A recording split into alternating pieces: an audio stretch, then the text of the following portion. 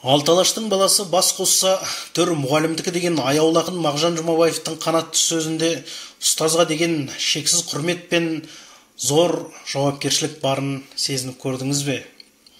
Иә, ұстазсыз шәкірт тұл болса, шәкіртсіз білім ордасының сәні де болмақ емес. Мен Боранбай Мейірбек Нұрсерікұлы, Алматы облысы, Панфилов ауданы, Садыр орта мектебінің информатика пәні мұғалімімін. Әл-Фараби атындағы Қазақ ұлттық университетінің бакалаврын, Қаныш Имантайұлы Сәтбаев атындағы Қазақ ұлттық техникалық университетінің магистратурасын бітіріп, өзім бір кездері тарыдай болып кіріп, таудай болып шыққан туған ауылымдағы орта мектепке ұстаз болып оралдым. Өйткені менің кіндігім осы ауылға байланған.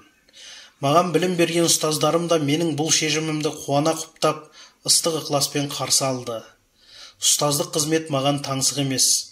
Өйткені анам Алжанбаева Тұрсынхан Шаймолдағызы физика, математика пәндерінің мұғалімі болып қызмет етеді. Сондықтан да Садыр орта мектебі ғана емес, осы ауылдың үлкендері де, қоршаған ортасы да, тауы мен тасы да, табиғаты да менің өмірімдегі, жүрегімдегі үлкен мектепке айналды десем де болады. Оқушылармен жұмыс істеп, оларға білгеніңді үйрете білу де бір ғанибет.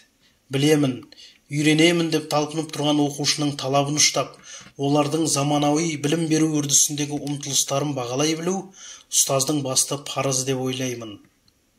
Бар уақытын шәкірт тәрбиелеуден, білім беруден тапқан білікті ұстаздармен тәжірибе алмасып, білмегеніңді үйрену де өз алдына бір мектеп.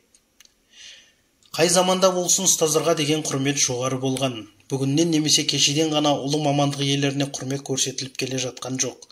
Ықылым заманнан бері ұстаздықтың шоқтығы биік тұр. Өйткені ұстазға құрмет көрсету, білімге құрмет көрсету. Білімді құрметтемеген, ұстазын қадір тұтпаған шәкірттің ғылымда нәтижеге қол жеткізе алмайтыны да ақиқат. Адамның адамшылығы жақсы ұстаздан деп ұлы Абай айтқандай, мұғалім мәртебесі мен өнегесі оқушының болашақ азығы.